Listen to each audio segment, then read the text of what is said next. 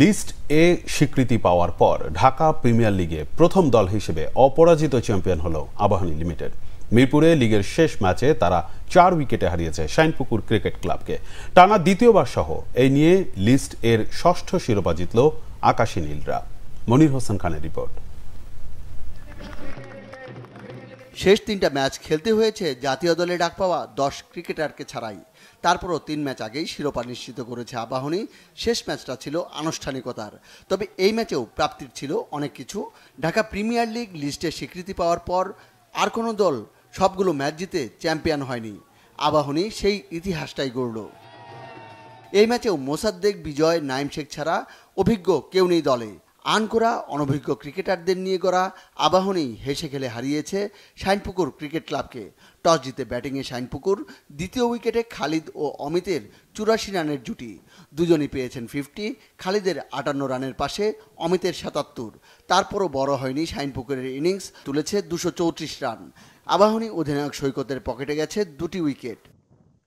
235 রানের টার্গেটে অনেকটা একাই আবাহনীকে টেনে নিয়ে গেছেন এনামুল হক বিজয়। পেয়েছেন এবারের আসরের দ্বিতীয় সেঞ্চুরি। মাঝহার, মোসাদ্দেক, নাহিদরা দিয়ে গেছেন সঙ্গ। বিজয় অপরাজিত থেকে গেছেন 110 রানে। আবাহনী 22 বল আর 4 উইকেট হাতে রেখে তুলে নেয় জয়। শিরোপা জয়ের পেছনে টিম ম্যানেজমেন্টের ভূমিকাকেই বড় করে দেখছেন আবাহনী কোচ খালেদ মাহমুদ সুজন। আমাদের ড্রেসিং রুমটা ইজ ফ্যান্টাস্টিক। ফাইন্যান্সিয়াল ইস্যু একটা বড় ইস্যু থাকে প্লেয়ারদের জন্য। যখন আমরা খেলেছি তখন একটা টেনশন থাকতো যে কন্ট্রাক্টটা আমরা ফুল মানি পাবো কিনা। বাট আমি মনে করি আপনি আবুনি যে কোনো প্লেয়ারকে জিজ্ঞেস করেন না, তারা মনে এক বাক্যে বলে দিবে যে তাদের ফাইন্যান্সিয়াল নিয়ে আবুনিতে কোনো প্রবলেম নেই। গত 5-7 বছর বা আমি এর থেকেও বেশি বলবো যে তারা, এবং এমনও হয় যে আমরা যখন দল বদল হয় তখন আবুনি কোনো প্লেয়ার কিন্তু কোনো টাকা নিয়ে সাইন করে না। তারা কিন্তু উইদাউট এনি হেজিটেট তারা কিন্তু আবুনিতে খেলতে ইচ্ছা প্রকাশ করে খেলে। ক্রিকেটাররা যদিও ম্যানেজমেন্টের পাশাপাশি কোচের গেম প্ল্যানিংয়েও আস্থা রেখেছেন। আমাদের দিক থেকে তো এরকম হিস্ট্রিতে আমার যখন থেকে ক্যারিয়ার শুরু আবাহনীতে তখন থেকে এরকম আমি কখনোই পাই নাই। তো সেটা সবসময় ঠিকঠাক থাকে। বাট বাকি টিমগুলো কি করে সেটা আসলে আমরা তো জানি না। আসলে আমি অন্য টিমে খেলিও নাই, বাট আমার সেই ধারণা নাই যে বাকি টিমগুলোর ব্যাপারে। আসলে সবাই তো ন্যাশনাল টিমে খেলে না, যারা ন্যাশনাল টিমের বাইরে যারা থাকে এদের জন্য রুজির জায়গায় কিন্তু এটা। সো এই জায়গাতে তারা যদি আসলে বেনিফিটেড না হইতে পারে তাহলে তাদের জন্য অবশ্যই খুব কঠিন।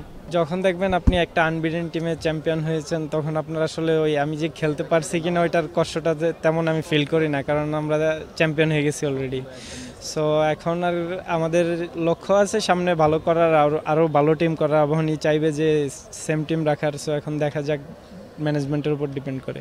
অনেকদিন পর শিরোপার রেসে আবাহনীর সঙ্গে প্রতিদ্বন্দ্বিতা করেছে মোহামেডান। শেষ পর্যন্ত তাদের রানার্স আপ হয়েই সন্তুষ্ট থাকতে হয়েছে আবাহনীর সাথে, যদিও পয়েন্টের ব্যবধানটাও অনেক বড়ই ছিল তাদের। মনির হোসেন খান, বাংলা ভিশন, ঢাকা।